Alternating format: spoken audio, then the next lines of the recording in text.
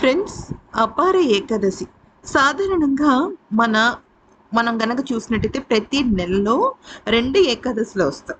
అంటే ప్రతి ఏకాదశికి ఒక విశిష్టత ఉంటుంది. కానీ ఈ మే 13వ తేదీన రాబోయే అపార ఏకాదశి చాలా అంటే చాలా విలువైనది. ఇంకా హిందూ ధర్మ శాస్త్రాలలో ఏకాదశి వ్రతానికి ఉన్న ప్రాముఖ్యత అంతా ఇంత కాదు. కానీ వైశాఖ మాసంలో వచ్చే అపార ఏకాదశి ఒక ప్రత్యేకమైన విశిష్టత ఉంది. అయితే మనం ఈ అపార ఏకాదశి రోజున ఏదైనా పెద్ద పెద్ద పూజలు చేయాలా, మన చేత్తో పెద్ద పెద్ద వ్రతాలు చేయాలా, హోమాలు చేయాలా, యాగాలు చేయాలా, ఇంకేదైనా చేయాలా, అవి మేము చేయలేము ఎలాగా అనుకుంటే అవి ఏమీ కాదండి. శ్రీ మహావిష్ణువుకి అతి ఇష్టమైన ఒక పదార్థాన్ని మనం రేపటి రోజున అంటే అపార ఏకాదశి రోజున గనక మనం పెట్టినట్టయితే అసలు మామూలుగా రాదు. మనకి జన్మ జన్మల పుణ్యం లభిస్తుంది. ఒక్క మాటలో చెప్పాలి అంటే అసలు అది ఒక అశ్వమేధ యాగం చేసినంత ఫలితం వస్తుందన్నమాట. అది శ్రీ మహావిష్ణువుకి అత్యంత ప్రీతికరమైనది. అదేంటనేది తెలుసుకుందాం. అది మీ చేతులతో శ్రీ మహావిష్ణువుకి సమర్పించండి. మీరంటే మీరు, మీ కుటుంబ సభ్యులు, మీ ఇంటి పెద్ద ఎవరైనా పిల్లల నుంచి పెద్దవాళ్ళ వరకు ఇలా గనుక సమర్పిస్తే చాలా మంచిది.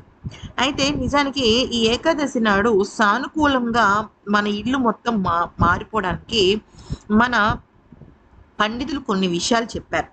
అయితే బ్రహ్మ ముహూర్తంలో నిద్ర లేవమంటారు. కానీ మనం సూర్యోదయానికి ముందు లేచినా పర్వాలేదు. అంటే 5:30, 6 గంటల సమయంలో నిద్ర లేచి చక్కగా మనం మొత్తం అంతా క్లీనింగ్ అంతా చేసేసుకున్న తర్వాత స్నానం చేస్తాం కదా. స్నానం చేసి పవిత్రమైన పసుపు రంగు బట్టలు కట్టుకోండి. పసుపు రంగు బట్టలు ఎందుకు కట్టుకోవాలంటే పసుపు రంగు అంటే చాలా ఇష్టం విష్ణుమూర్తికి. అలాగే గంధం బొట్టు పెట్టుకుంటారు. ఎందుకంటే గంధం బొట్టు కూడా చాలా మంచిది. ఐశ్వర్యాన్ని ప్రసాదిస్తుంది అనమాట గంధం బొట్టు. మన పురాణాల్లో కూడా అదే చెప్పారు.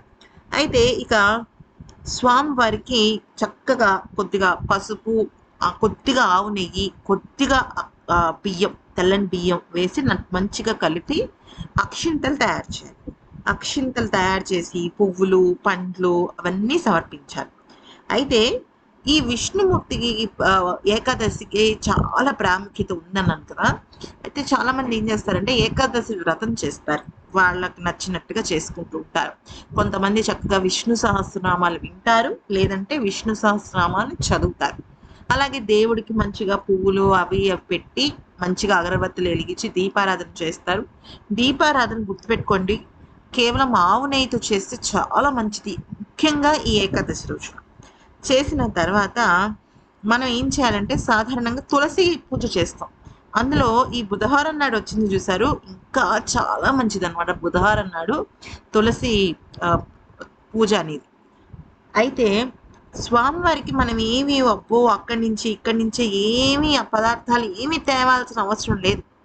మనం చేయవలసింది ఏంటంటే మీరు ఏదైనా నైవేద్యం చేశారనుకోండి, ఉదాహరణకి మనం పాయసం చేసాం, సేమియా పాయసం చేసాం అనుకోండి, దానిలో జస్ట్ ఒక తులసి ఆకు తీసి లేదా తులసి దళం తీసి ఆ గిన్నె మీద అలా పెట్టి స్వామివారికి సమర్పించాలి. అలా చేయటం వల్ల మీరు గనక ఏదైనా నైవేద్యం మీద తులసి వేసి కనుక ఇస్తే అది పరమ పవిత్రమైన నైవేద్యంగా స్వామివారు స్వీకరిస్తారు. అంటే ఆయనకి ఆ తులసి చూడంగానే ఎంతో ఇష్టపడిపోతారు అనమాట. ఆయన అనుగ్రహం మనకి ప్రసాదిస్తారు.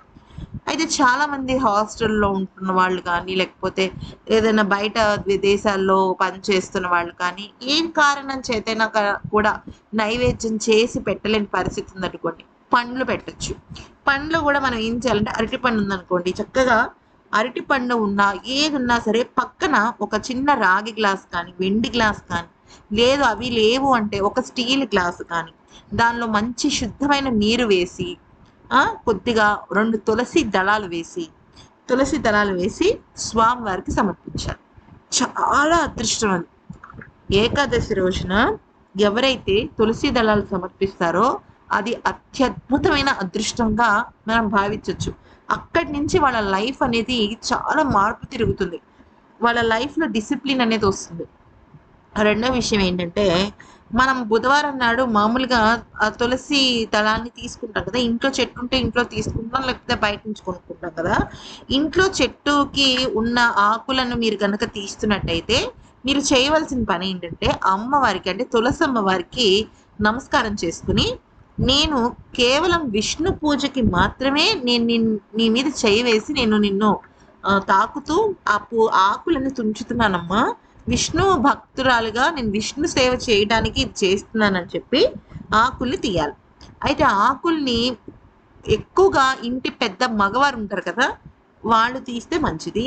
లేదు అంటే ఇంట్లో ఎవరైనా సరే, అంటే ఒక బాబు లేకపోతే మీ తమ్ముడు ఎవరో ఒకళ్ళు ఉంటారు కదా, వాళ్ళ చేత తీయించండి. లేదు మా ఇంట్లో మగవాళ్ళే లేరు అనుకుంటే ఆడవాళ్ళైనా సరే ఈ రకంగా అమ్మవారికి తులసి అమ్మవారికి దండం పెట్టుకుని, అమ్మ నేను కేవలం విష్ణుమూర్తి పూజకి మాత్రమే నేను తీస్తున్నాను తల్లి అని నమస్కారం చేసుకోవాలి. కొంతమంది ఏం చేస్తారంటే కొన్ని సాంప్రదాయాల్లో ఒక రూపాయి బిళ్ళ కానీ 10 రూపాయల బిళ్ళ కానీ ఎంతో కొంత దక్షిణ వేసి అమ్మవారికి నమస్కారం చేసుకుని కొద్దిగా నీరు పోసి అప్పుడు తుంచుతారు అనమాట. ఎందుకంటే అలాగ నేరుగా తుంచేస్తే చాలా తప్పది, అమ్మవారికి నచ్చదు. విష్ణుమూర్తి పూజకే తీసుకుంటున్నానమ్మా అని అమ్మవారికి చెప్పాలన్నమాట. అప్పుడు చాలా అనుగ్రహిస్తారు ఆవిడ కూడా. ఎందుకంటే ఆవిడ పూసిందే ఆ విష్ణు పాదాల చెంతకు చేరటం కోసం. అంతేకాకుండా ఆ రోజు మనం ఖచ్చితంగా స్మరించాల్సిన విషయం ఏంటంటే, ఒక మంత్రం ఏంటంటే ఓం నమో నారాయణాయ. ఇది అష్టాక్షరి మంత్రం అంటారు. అంతేకాకుండా ఓం నమో వాసుదేవాయ అనేది కూడా చదివితే, ఈ రెండిట్లో ఏదైనా సరే 11 సార్లు చదవాలి. రావి చెట్టు చుట్టూ ప్రదక్షిణ చేసినా కూడా మంచి ఫలితం దొరుకుతుంది. ఇవేమి చేయలేనన్న వాళ్ళు ఇందాక చెప్పినట్టుగా జస్ట్ ఒక గ్లాస్ వాటర్లో, మంచి వాటర్లో తులసి ఆకులు వేసి స్వామివారి దగ్గర పెట్టేయండి. అయితే పూజ అంతా అయిపోయిన తర్వాత ఒక 10 నిమిషాల తర్వాత మనం దేవుడి గది క్లోజ్ చేస్తాం కదా, అయితే ఇక అప్పుడు ఆ నీటిని కొద్దిగా తీర్థంగా తీసుకున్నా కూడా చాలా మంచిది, చాలా అద్భుతమైన యోగం అనుకోవచ్చు. సో అది ఫ్రెండ్స్, ఏకాదశి రోజున మనం గుర్తుపెట్టుకోవాల్సిన విషయం ఏంటంటే ఖచ్చితంగా పసుపు రంగు బట్టలు, లేదంటే లేత రంగు బట్టలు, అంటే తెలుపు కానీ పసుపు కానీ గంధం కలర్ కానీ ఇలాంటి కలర్స్ ఉంటాయి కదా, అవి వేస్తే చాలా మంచిది. అలాగే గంధం బొట్టు పెట్టుకోవాలి, కుంకుమ పెట్టుకోవాలి. స్వామివారికి మంచి శుద్ధమైన అక్షింతలు వేసి పువ్వులు వేసి తులసి దళాలు సమర్పించాలి. తులసి మాల వేస్తే ఇంకా మంచిది, స్వామివారు చాలా సంతోషిస్తారు. ఇక అది మీరు చేయాల్సింది. నీళ్ళల్లో తులసి వేసి సమర్పించడం మాత్రం మర్చిపోద్దు. మీరు ఏదైనా నైవేద్యం పెట్టినా కూడా తులసి దళాన్ని దాని మీద పెట్టండి.